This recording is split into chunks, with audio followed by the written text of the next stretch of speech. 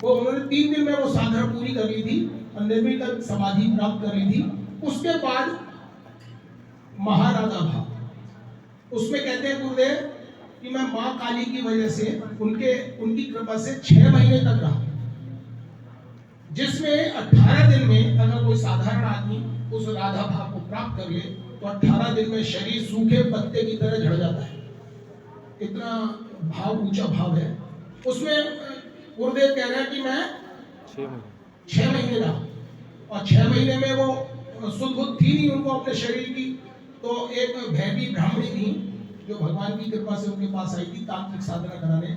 वो कपड़े का एक रूल बना रखा था उन्होंने, उससे उन्हें पीटती थी तो हल्का सा होश आने के बाद वो जो कौर था उंगली से उनके शरीर में डाल देती थी, उससे उनका शरीर 6 महीने रहा।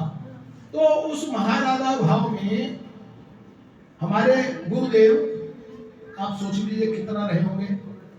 वो कहते हैं सन 10 से मेरा काम भगवान से पड़ता ही चला गया, उसके बाद वो सोए नहीं। 1910 से लेके 1966 तक 56 साल वो सोए नहीं। कल मेरे पिता ने उनका वो भाव देखा था जिसमें उन्हें शरीर का होश नहीं रहता था। उस होश ना रहने के बाद वो सारे काम करते थे, ये मेरे पिता ने देखा था। और भी बहुत सारी बातें, मगर एक बात आपको बता दूं, ये जो रास की बात की है ना, ये रास एक ऐसा दिव्य चीज है जो उसका थोड़ा सा वर्णन करूं। ये रात को चालू हुआ था और दिन में समाप्त हो गया था। तो भगवान ने क्या किया, इतने पीरियड में एक कल्प गुजार दिया। एक कल्प तक वो रास हुआ और अगले दिन लोगों को पता लगा कि रात से दिन हुआ है। आप सोचिए कि अब हम रात को सोए और सुबह उठे, इसके बीच में एक कल्प का पीरियड बीत जाए तो कौन कर सकता है? हमारे कल की भगवान।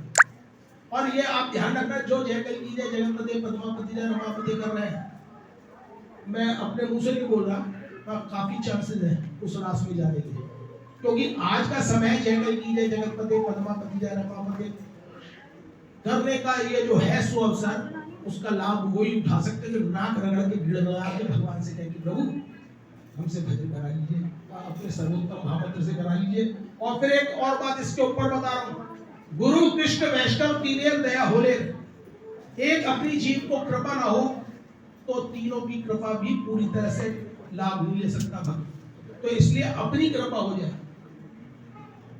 हम भक्तों को किसी की कृपा की जरूरत नहीं है, सबसे पहले अपनी कृपा की जरूरत है। अपना ठानना है, हमें ठानना है कि हमें क्या करना है, नहीं तो समय तो बीत गया है, 29वां सतयुग भी आएगा।